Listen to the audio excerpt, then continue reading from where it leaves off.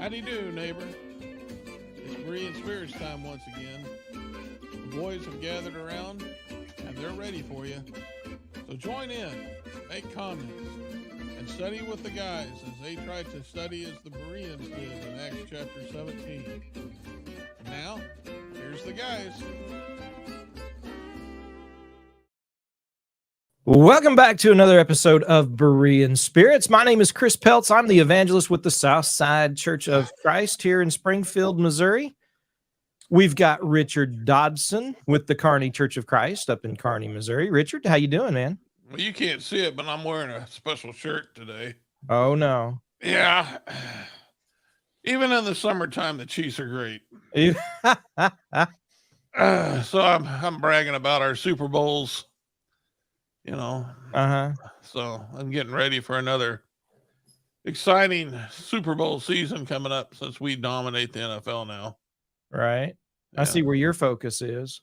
Yeah. You know, we're trying to do a religious program here.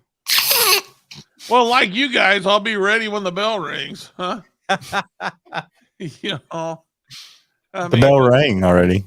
Nobody knows this, but like 30 seconds from going on air, these guys are like, "What are we doing the show on today?" So that's the way it rocks around here. Not with me. That's the way it rocks with them. Yeah. But that's all right. That's all right. We get her done. Yeah. We got Josh Thornhill with the Brookmead Church of Christ over in Johnson City, Tennessee. Brother, how you doing? Good. I'm doing good. I'm good. Yeah. Nice weather. Good time around here. Yeah. Awesome. Now, who you looking at? You turned and looked at somebody. Hey, we've got a live studio audience today. That's right. Of one. Oh man, no, it's great. Yep. So Kinsey is there with Josh. That's awesome. And Josh got a girlfriend. Yeah. And I think that's news, man. Don't embarrass him. He does that enough on his own. Well, he ought to be proud. I mean, finally, I was talking to a preacher. This is a true story. I was talking to a preacher last week, and he was like, "That Josh guy, did he ever find a girl?" You got one? Hey. Yeah. You be proud, man. Thank God. You got a blessing. I want somebody to type in and tell us how red he is. That's what I want to know. But we love Josh. Absolutely. Yeah. He is the one that provides us with all the great anecdotes and applications on this program, and so it would be difficult to do it without him. That's for sure. It wouldn't be as interesting. That's for sure. That's right. Yeah. All right, Josh. Have we said enough? That's all we get for what you paid. I reckon. Okay. Paid. Oh man. Well, real quick before we get into our topic today, I do want to say something on another subject altogether. Maybe we can talk about this down the road. I'm not sure, but there's been some recent developments about some of this the transgender ideology that has come out and the pressure that has been put on not only corporations but colleges and different things. And two things I want to say about it.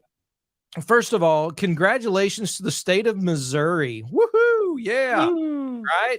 They just signed into law that biological men cannot compete in biological women's sports. That's got to be a law. Yeah.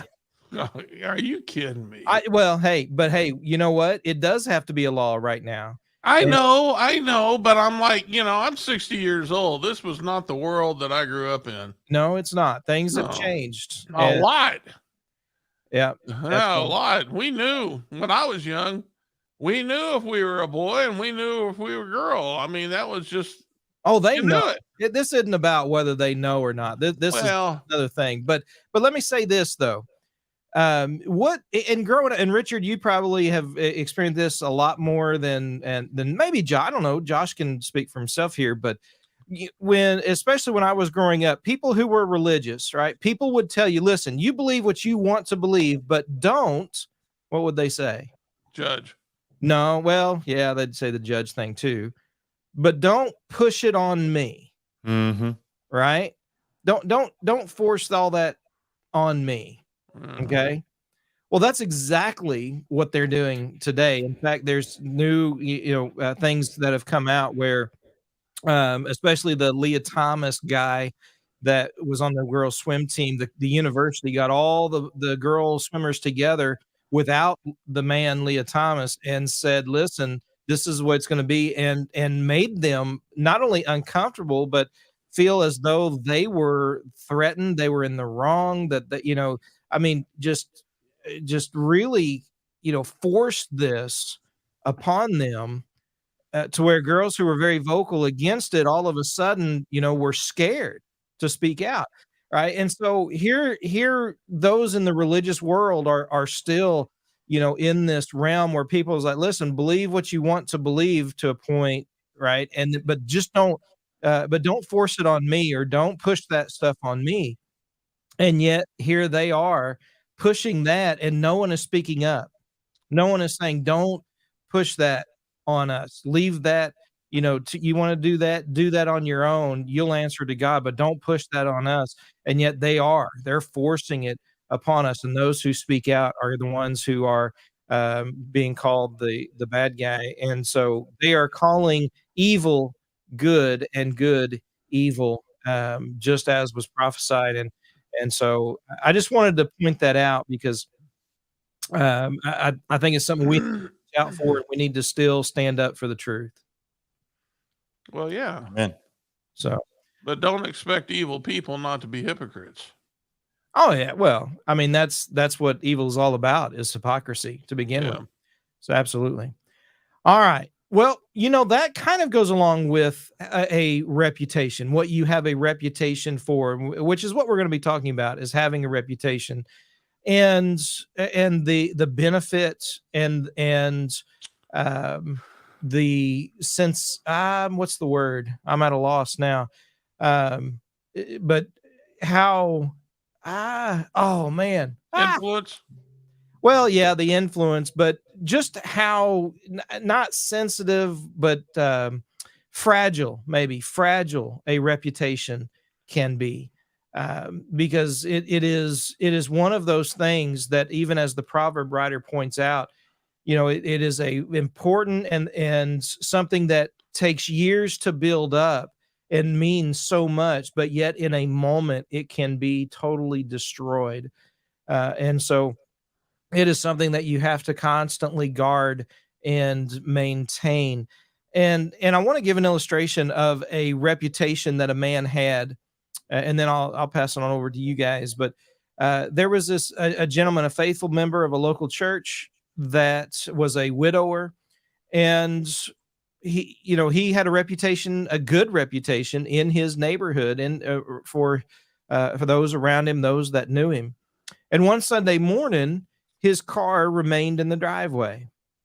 And his neighbor, who gets up in the morning, who drinks a cup of coffee, was used to seeing that man and getting his car and leave for church every Sunday. And he thought, that's strange. His car is still there. And he, maybe he's running late. After a little while, his car was still there. And he thought, he must be sick. Out here in a little bit, I'm going to go and I'm going to check on him. All because of the reputation that this man had. And so he goes over and he finds the man laying in the floor in his house and had to call an ambulance and saved his life. All because of the reputation this man had for every Sunday morning getting up and going and worshiping with the saints. And when that didn't happen, a neighbor who was not a Christian, who this man talked to and had influence with, recognized that this isn't normal. This isn't right. This man's reputation would say something is wrong if he isn't getting out on Sunday morning and going to church. And that's what we're talking about here in one sense, is that reputation we build through our conduct, through our actions, through our speech, through everything that we do, because it is the entirety of ourselves, our lives, that make up our reputation. So, Richard? That's pretty good. Yeah. Yeah, I was thinking, about how our reputation, a good reputation, can open doors in serving God and make us a more valuable servant for Him.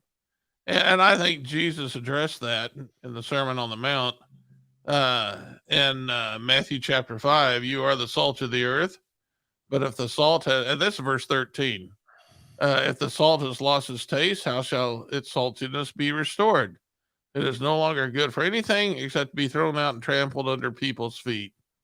And so, we can see then that based on that, we need to be thinking about our reputation because of the influence, the good that can come about in serving God. Now, sometimes we can have a bad influence uh, through no fault of our own. That happens. People can spread and slander and spread lies, things of that nature, and that's not our fault. And of course, we got the Lord to help us with that. But from our standpoint, we need to think about how important it is our reputation in serving others, and that's that. The scriptures are filled with this.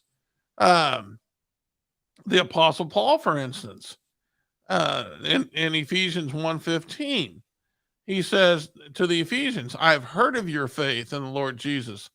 And he goes on to say, "I do not cease to give thanks for you, remembering you in my prayers." I mean, he heard of what they were doing.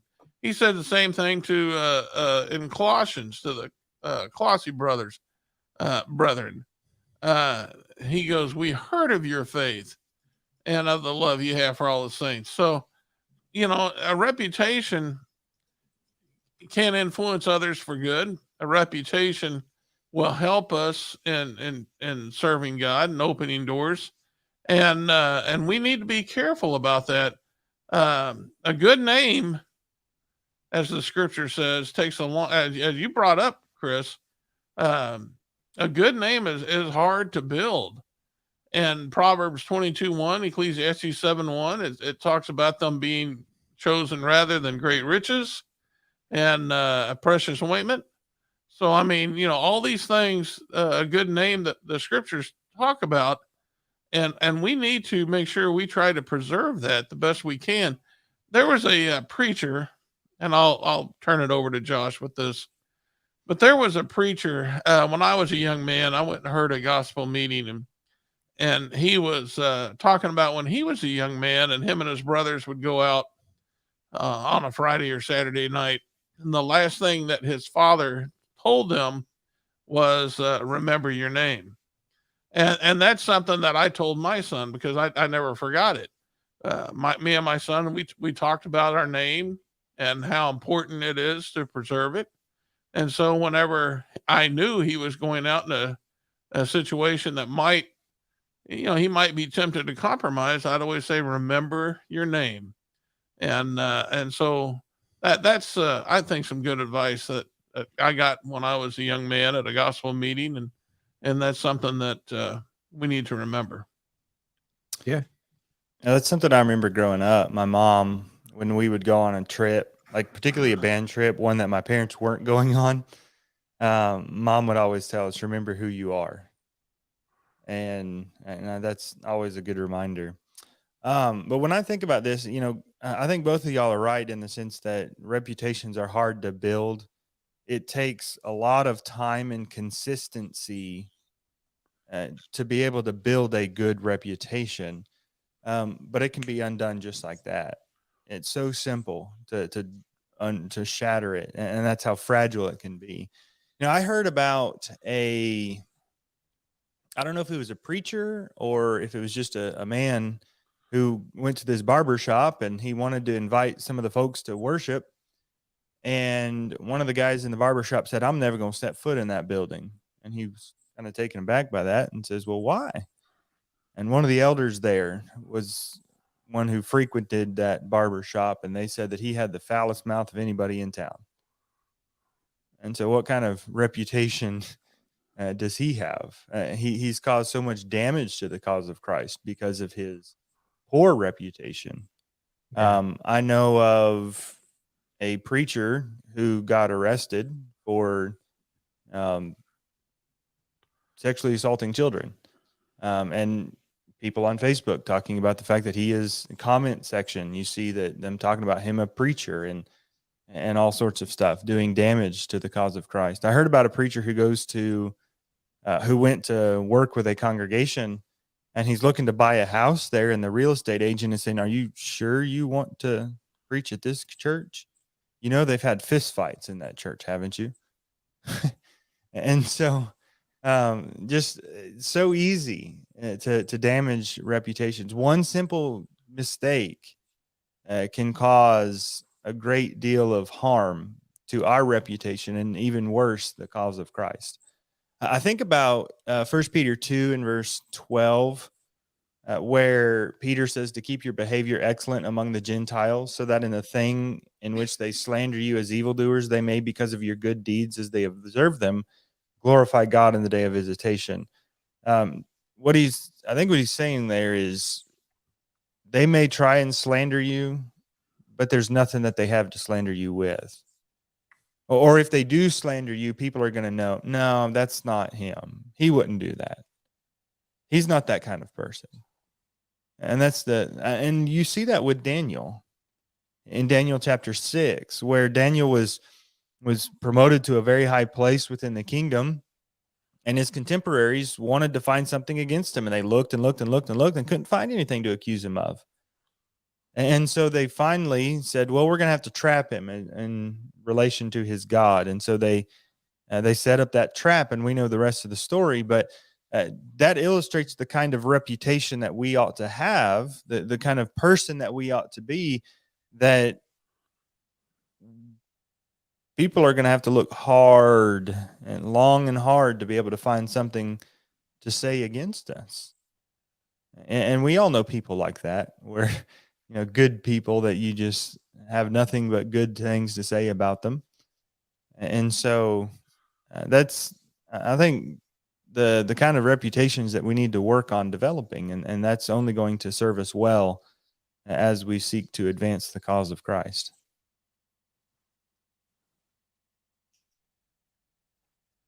We can't hear you, Chris. No, I can't hear you at all, Chris. All right, there we go. So one of the things that's important for us, I think, to understand is that people are seeking to destroy reputations oftentimes, because what is more interesting to hear, the bad or the good, right? It seems as though that's what people want. People want the juicy stuff, right? They want to hear about everything that's going wrong, everything that's bad. And that's where it's real easy, to get into that. And of course it gets in, you can get into gossip and things like that as well. But here's the problem. People don't want a mistake to define them, but that's often what happens. That's the frailty of the reputation. Is one mistake can define you for the rest of your life if you're not careful. And sometimes even among family, right? I mean, I was raised, with, in family that wasn't religious, that didn't go to church, didn't, have any regard for, for Sundays as far as any religious activities or anything like that. And when I obeyed the gospel and I made changes in my life, and I started talking to them and trying to study with some of them, it was all about, well, you used to do this or you used to do that. It's like, but I've changed. I don't do those things anymore. I've made a change. But that's what they would do, try to use to, point out, as though that's who you still are. And that just goes to show you how the negative is generally what people remember more than anything else. And you look at the people of history, whether it is, the Lewis and Clark, whether it's George Washington, Abraham Lincoln, all of these people of our particular country and nation. And you look at some of the things that they did, and yet right now, everyone is looking at the negative and trying to define everything they did with something negative and not remembering the good. And that just goes to show you why it is so important that we guard ourselves and our reputation. I mean, Richard and Josh both pointed out there are those who are going to speak evil, whether they have anything bad to say or not. They're going to say something. They're going to turn it around. Can you believe that they think or believe, that baptism is essential for salvation? Like, well, that's true, but they say it in such a way that it's terrible, it's bad, and that they're trying to push this on people and try to do it in such a way to prejudice people against us, to destroy our reputation, because they've got nothing truly evil or bad that we've done that they can point out and say this is who they really are, when it comes to being hypocritical or things of that nature. And so that's what people are trying to do. And I'm reminded of 1 Peter chapter 4, and because you went to chapter 2, right, Josh? 1 Peter 2. Yes. Yeah. So, but in chapter 4, right, they're wondering, why don't you run in the same flood of dissipation you used to run in with us? And then it goes on how they're going to try and speak evil. They're going to try and come up with things. But, again, you stick to the Lord, and, all that'll come out in the wash ultimately, even if it takes the day of judgment for it to do so. Don't give up. Don't give heart. Continue to work on your reputation. That's what we have to do. I was thinking right before you spoke, though, Chris, I was thinking about people in history, and I was thinking about presidents and some of their quotes that they give that they're remembered for. For instance, Abraham Lincoln, he is remembered for the Gettysburg Address 7 years ago. I mean, most times if you had to quote something from Abraham Lincoln, somebody would start off, that's probably all they remember, 7 years ago. That's all you remember anyway. Yeah. And then John F. Kennedy, another famous president. If you had to quote one of his famous speeches, it would be, we have nothing to fear but fear itself. And then you get to Bill Clinton, who had, a horrible thing. And what is the one speech that everybody could quote from him? I did not have sex with that woman. That's his most famous line. That's what he's remembered for. And so that goes to what you were saying, Chris. I mean, one mistake can tear up a lot of good that you might have done. Yeah. And that's what people are going to remember you for. Absolutely. Yeah. And that's what the Bible has been warning all along. This isn't something new. It's not something that our society, our culture has decided, this is what they're going to do. I mean, going back to the Proverbs, there's a reason why it's back there, right? Where Solomon is writing about these things, because that's, that's how long this has been going on. And even before that, right? I mean, there were people who had reputations, going back to Genesis chapter 4, right? After Cain had killed Abel, right? Cain's son, later in chapter 4 of Genesis, one of Cain's descendants, like, hey, wait a minute, he's got this reputation, for killing Abel. I'm gonna go and slaughter all these people. They're gonna really talk about me, right? Even then, they recognized the power of a reputation. There was a painter we hired at one time, do some painting for us. And he came in, and I got to talking, and I can't work off a ladder anymore. I used to, but I can't anymore. And our ceilings are pretty high. So he was painting. And this, the thing I'm going to talk about is when Chris brought up, there's enough people out there that want to slander us anyway, without us giving them fuel for the fire. Mm-hmm. But so this man, he's talking about going to church and this. And I said, well, you sound to be like you're very religious. And he says, yeah, I go to church. And I'm like, well, where do you go to church? We had that little discussion. And he doesn't know anything about me. And He goes, let me tell you about the Church of Christ. And he comes over and he gets in my face and he's saying, those people are so judgmental. And I mean, he just tearing up the Church of Christ. And he said that they think that they're the only ones going to heaven. And I mean, after listening to him for about 15 minutes, just say a lot of untrue things about the Lord's church. That's when he said, where do you go to church? And I said, well, I'm a minister at the Church of Christ, which was really funny to see his face. But yeah, there's plenty of people out there that are looking to tear you down. So you don't need to help them by giving them something that's actually, that's going to happen. But, we need to make sure that we preserve the Lord's good name. We wear that name Christian.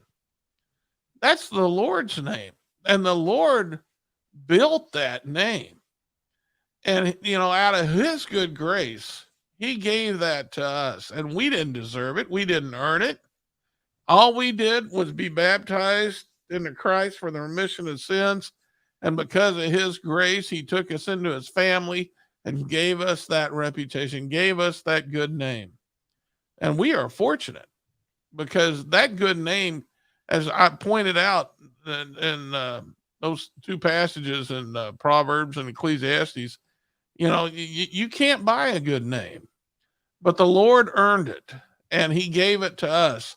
And so we need to do our best as good stewards to preserve that name, to keep adding to it. Now, we're not going to do it as well as he did. No doubt about that. But that needs to be our aim. That needs to be our goal. So that when people, when they hear of us, they may say, well, he's not perfect, but boy, he sure tries to be. Yeah.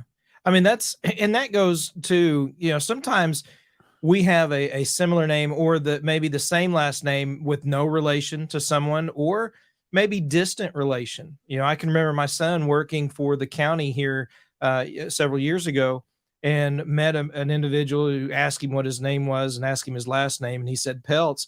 And immediately the man stopped and looked at him and asked, are you related to, and and it was a distant cousin who was he was a terror. He really was.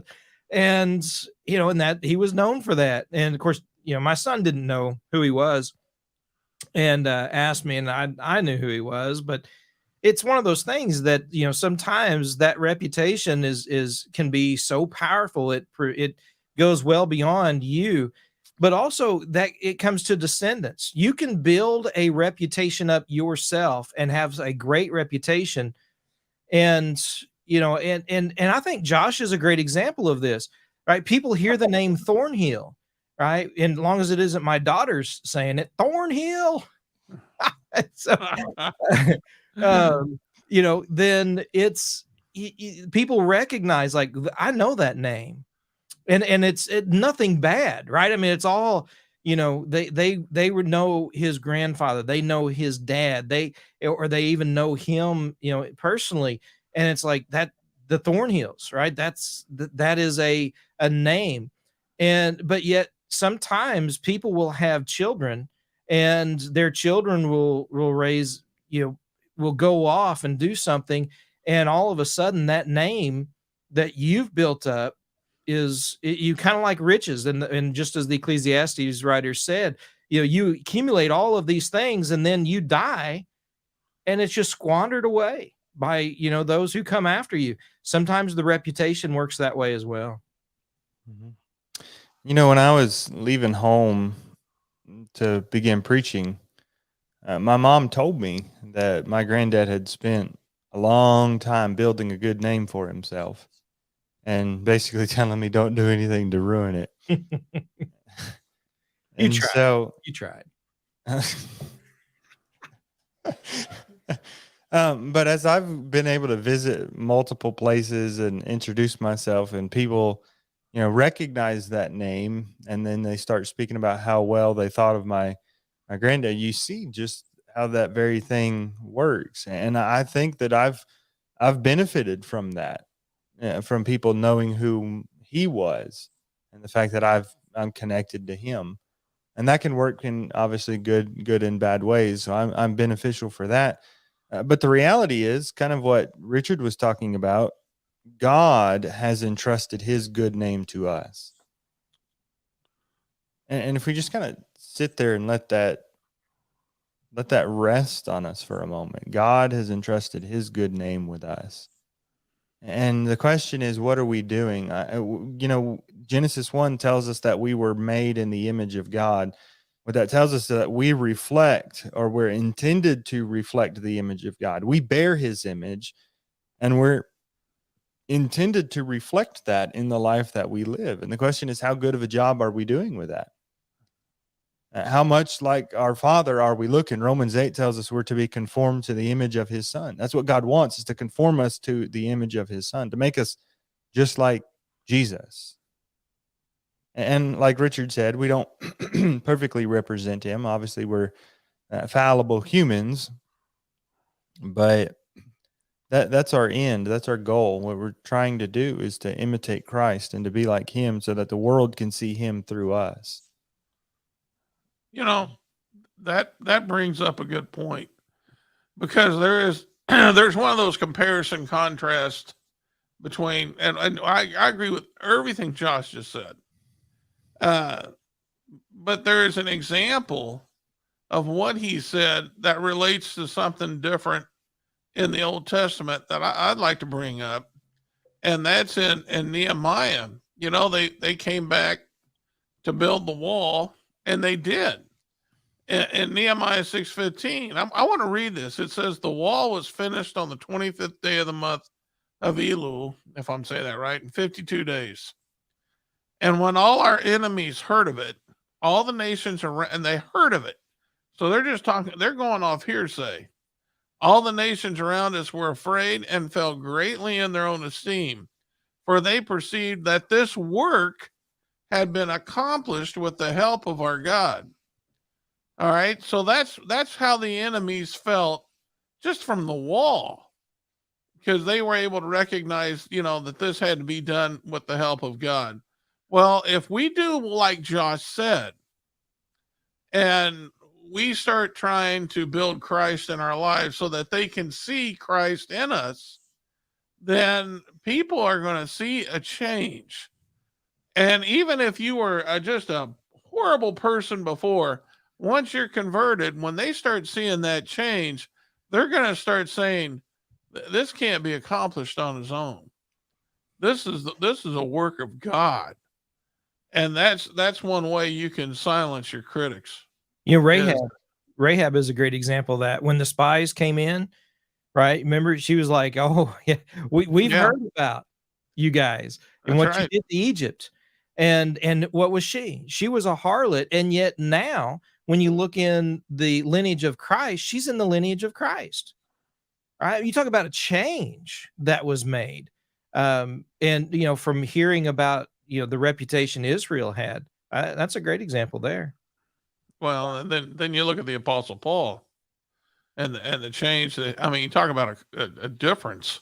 Yeah. That's not help. That's not going to happen without God. He went from Acts 7 to the first part of Acts 8, stoning Stephen, and who was someone that devout Christians thought highly of. But he was there holding the coats of those who killed him. And he says this to the Galatians in 13 and 14. You have heard of my former life in Judaism, how I persecuted the church of God violently and tried to destroy it. And I was advancing in Judaism beyond many of my own age among my people. So extremely zealous was I for the traditions of my fathers. And so, we know that he had this reputation, when even when he was being converted, when Jesus appeared to him in Acts 9, and he went into town, the Lord tried to send Ananias to him. The Lord said, go talk to him. And you would think, if the Lord says something, you just, it's kind of like Lord says, jump, you say how high, that kind of thing. But the Ananias argued with him. He said, Lord, I've heard from many about this man, how much evil he has done to your saints at Jerusalem. And it carried on even after he was converted. It said he attempted, in verse 26, when he come to Jerusalem, he attempted to join the disciples, and they were all afraid of him, for they not believe that he was a disciple. So, and he called himself the chiefest of sinners. But yet, look what he became. And it wasn't him. It was this was a work of God. And it was taking somebody who was so far against God, even though he said he did it with a good conscience, he was still so far against God. And now he was with God. And it was, there's no way you could look at his life and say that this wasn't a work of God, because it was a work of God. And the same way that it is in our lives as well.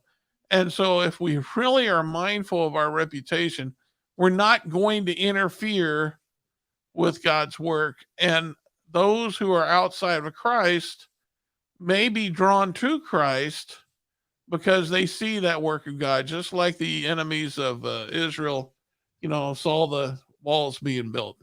Hey, I got a correction. Chris Kramer writes in, I said something earlier that was wrong, and he is right. I know this, but I'm old. So he said FDR said fear itself, Amen. quote, JFK, ha, ha, ha, ha. Very funny. JFK said, that's not what your country can do for you, but what you can do for your country. Well, either one of those works. But yes, I appreciate that. And he also said this, Clinton did say one thing, right? Being president is like being the groundskeeper in a cemetery. There are a lot of people under you, but none of them are listening. So that's pretty good. That's I like pretty good. that. Yeah. Yeah. Josh, go ahead. I was just going to point out that it's kind of interesting. You mentioned Ananias being like, wait a minute, I know what this guy is like. But then when Paul goes back to Jerusalem, the brethren are still afraid of him. And then Barnabas has to come and vouch for him. Uh-huh. And he has to tell them, oh, it's okay. It's all right. You can accept him. He'll be all right. It just shows how difficult it can be to overcome those bad reputations. Sometimes. And in the midst of that, it shows you the power of Barnabas's reputation, not an apostle, but they listened to him. That's right. Mm-hmm. And the Lord provided Barnabas to help Paul overcome that reputation. And that's a lesson for us today as well. No matter how bad your reputation is, if you go to the Lord, you'll have the help of the Lord in overcoming it.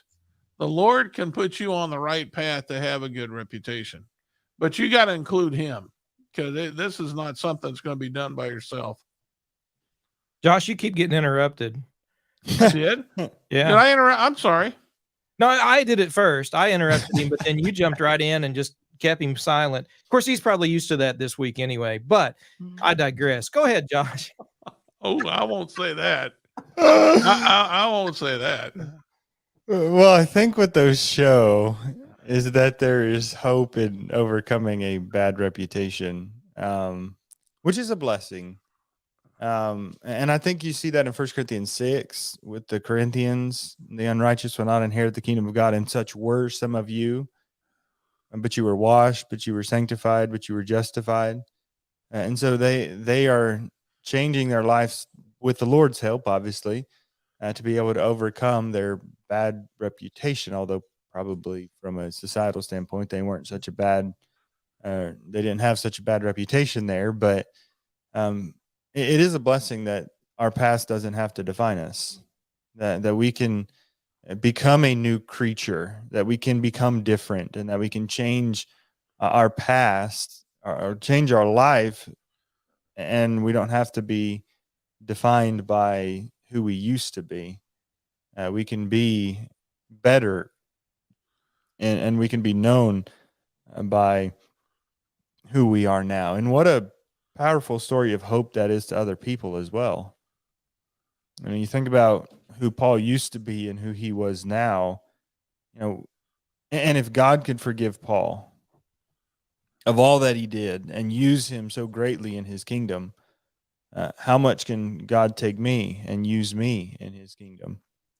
That is a story of hope, that we're not too far gone. If we're willing to surrender ourselves to the Lord and be used for his service, and we can still do a lot of good for his cause. You know, one thing I want to say with all of this is, even with a good reputation, that's not what saves us, right? You look at Cornelius in Acts chapter 10. Everyone talks about, oh, he was a good man. He had a great reputation as a Gentile among the Jews. Not only that, when you look at what Luke is writing in the book of Acts chapter 10, he had a good reputation, was spoken well of, not just by the Jews, but this is the word of God. God was speaking well of Cornelius in his reputation, what he was known for, but yet, as Peter pointed out, and we learn throughout that story in Acts 11, verse 14, there was a message by which, he would be saved. He had to obey the gospel. He had to be baptized into Christ. That's what we read in that text. So his reputation did not save him, even though it was a good one. And so we still need Christ in all of that. I mean, Richard's been stressing, that, it can't be done without Christ. And that's where it comes together with salvation. Obviously, there is no salvation outside of Christ. And so all of that comes together, and Christ needs to be a part of it, no doubt about it. But there are those who look around and people speak highly of. They have great reputations, and they've done a lot of good, and they've benefited communities and industries, and yet we're not Christians. We're not saved. They and that's unfortunate, but nevertheless, we see reputation is important. It's fragile, but it is absolutely important for us to work on. Josh? Amen. I think you see in Matthew 5 with in the Sermon on the Mount, Jesus talks about the fact that we are both the salt of the earth and the light of the world. And that speaks to the influence that we are to have. I love it when Josh goes to a point that Richard made as though Richard never made it. That's awesome, Josh. That's just, oh man, it makes my day. Go ahead. But it points to the fact that, again, like when you connect that with John 3, Jesus says that those who are in the darkness hate the light because their deeds are exposed. And I think that speaks to, as we talked about earlier, why why people are not going to like us, even though, we're not doing anything wrong. But we have that responsibility to continue to shine the light and not hide it under a basket, but keep it brightly shining to those around us so that they can see Christ in us. Any last thoughts though, Josh, as we wrap this up? Oh, those are my last thoughts. Okay. All right. Very good. Richard, last thoughts? Well, Josh brought up Daniel before, and Daniel's actually a good one, because in Daniel 5, it talks about Daniel, when he first came to the king to be able to read the writing and its interpretation. The reason he came before the king is in Daniel 5:14. He says, I've heard of you, that the spirits of God's in you. And so that's an opportunity. And we know where that led to when we read the book of Daniel. He actually came before the king based on his reputation. And so the point I'm trying to make is doors can open when people hear about us. Mm-hmm. And so if you're out there doing the Lord's will, when someone's out there seeking, doors can open. They may come to you because of what they've heard of you. and that'll give you an opportunity to tell them the truth. And so don't ever forget that. That makes yourself meat for the master's use. Keep yourself a sharp tool in the Lord's tool cabinet so he can use you at his good pleasure. Yeah. Yeah. Any other comments or anything that came in that you want to point out, Richard, before we get off? No, nothing. There was nothing else to add to the discussion. No. All right. Well, folks, we appreciate everybody who tunes in and listens, and those who comment. We appreciate that as well. Be sure and share out the program to everybody that you know, and let them know about us every Thursday morning at 10 o'clock Central Standard Time. And until next time, remember to search the scriptures with Berean spirits.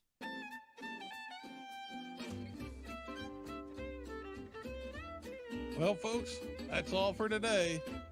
Don't worry. Lord willing, the guys will be back next week for another Bible study on Berean spirits. Until then, let the guys hear from you. Drop them some email at bereanspirits@gmail.com. They'd love to hear from you. Until next time, let's keep studying that Bible.